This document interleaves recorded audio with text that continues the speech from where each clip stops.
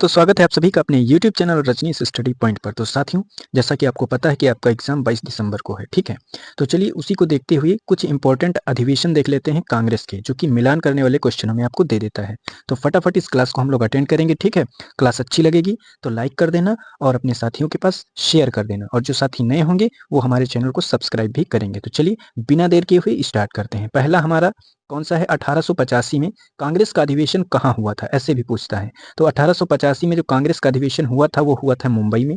किसकी अध्यक्षता में हुआ था? तो डब्ल्यू.सी. बनर्जी की अध्यक्षता में हुआ था, ठीक है। पहला अधिवेशन है।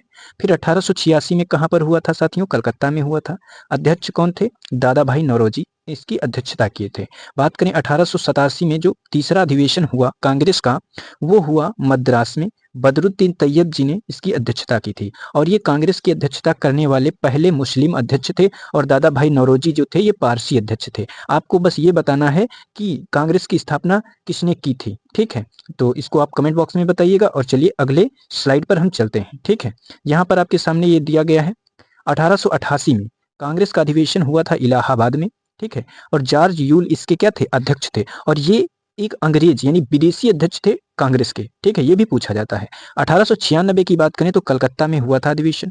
रहीमतुल्लाह सयानी जी ने इसकी अध्यक्षता की थी। बात करें 1906 में कलकत्ता में अधिवेशन हुआ था। दादा भाई नौरोजी ने इसकी अध्यक्षता की थी। कब हुआ था? 1906 में कलकत्ता में दादा भाई नौरोजी ने इसकी अध्यक्षता की थी। तो साथियों, अब बात करेंगे अगली स्लाइड पर क्या है, देखिएगा यहाँ पर सूरत अधिवेशन। कौन सा दोस्तों? सूरत अधिवेशन खास है, क्यों? यहाँ पर कांग्रेस का हो गया था विभाजन।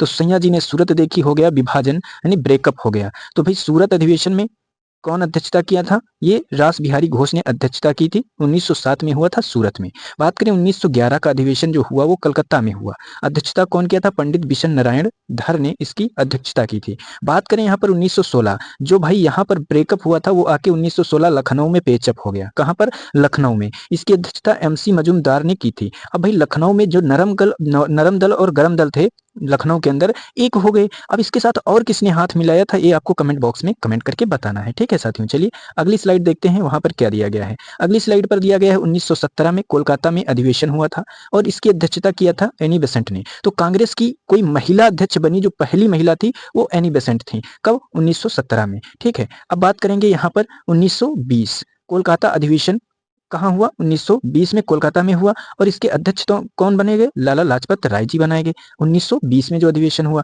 बात करें 1923 में किस पार्टी का गठन हुआ, ये कमेंट बॉक्स में आपको बताना है। और 1923 का जो अधिवेशन हुआ था वो दिल्ली में हुआ था दोस्तों, और इसके अध्यक्ष अबुल कलाम आजाद थे। कौन थे? अबुल कलाम आजाद थे। चलिए अगली स्लाइड पर देखते हैं कौन सा अधिवेशन हमारा है। अब यहाँ पर आ जाता है 1924 का अधिवेशन, एकमात्र अधिवेशन जिसकी अध्यक्षता महात्मा गांधी जी ने की थी, तो वो है 1924 का बेलगाम अधिवेशन। ये पूछा जाता है दोस्तों। बात करेंगे 1925, ये इंपॉर्टेंट क्यों हो जाता है? क्योंकि 1917 में जो अध्यक्षता की थी एनी बेसेंट ने की थी। वो भारत की नहीं थी, मतलब पहली महिला तो थी कांग्रेस की अध्यक्ष एनी बेसेंट, लेकिन पहली भारतीय महिला कांग्रेस की अध्यक्ष पूछ ले, वो सरोजिनी नायडू जी हैं। कौन है? सरोजिनी नायडू जी हैं। कानपुर में अधिवेशन हुआ था 1925 में, और अध्यक्षता किसने की थी? सरोजिनी नायडू जी ने। अब बात आपको ये बतानी है कि सरोजिनी नायडू जी के जन्म दिवस पर कौन सा दिवस मनाया जाता है, ये बताना है, ठीक है दोस्तों। चलिए अगले क्वेश्चन पर चलते हैं। 1929, ये भी इंपॉर्टेंट हो जाता है। 1929 का लाहौर अधिवेशन हुआ था, और लाहौर में जो अधिवेशन हुआ था इसकी अध्यक्षता किए थे पंडित जवाहरलाल नेहरू जी ने, और यहीं पर इन्होंने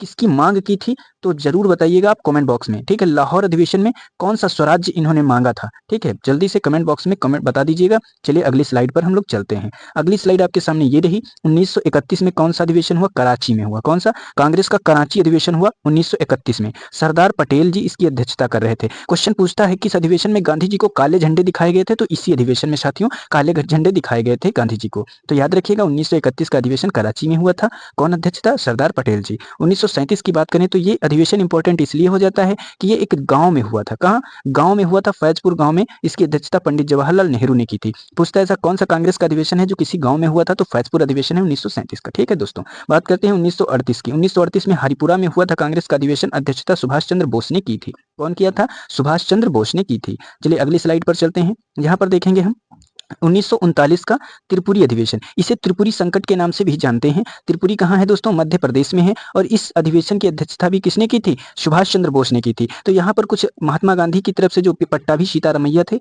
उनके बीच में अनबन हो जाने से सुभाष चंद्र बोस ने अध्यक्षता त्याग दी थी। तब अध्यक्षता कौन ग्रहण किया था? डॉक्टर राजेंद्र प्रसाद ने। उसके बाद जो 1940 में अधिवेशन होता है दोस्तों, वो होता है रामगढ़ अधिवेशन। रामगढ़ में कौन सा अधिवेशन होता है? 1940 में कांग्रेस का अधिवेशन होता है रामगढ़ में। तब बनते हैं अबुल कलाम आजाद इसके अध्यक्ष, और ये सबसे कम उम्र के कांग्रेस के अध्यक्ष बनते हैं और सबसे ज्यादा समय तक भी कांग्रेस के अध्यक्ष बनते हैं। कमेंट बॉक्स में ये बताना है कि ये सबसे ज्यादा समय तक कैसे अध्यक्ष रहे। क्यों रहे भाई? इसलिए क्योंकि 1939 में क्या चालू हो गया था? द्वितीय विश्व युद्ध चालू हो गया था। तो क्लास कैसी लगी ये आपको जरूर बताना है, ठीक है। और कमेंट बॉक्स में एक कमेंट अच्छा सा प्यारा सा मोटिवेशन से भर दीजिएगा। चलिए अब मिलेंगे अगली क्लास में। क्लास अच्छी लगी है शेयर सब्सक्राइब लाइक कर दीजिएगा। मिलेंगे अगली क्लास में, तब तक के लिए no tension no BP, be happy, व्यस्त रहो मस्त रहो, अपने एग्जाम की तैयारी करते रहो। Thank you.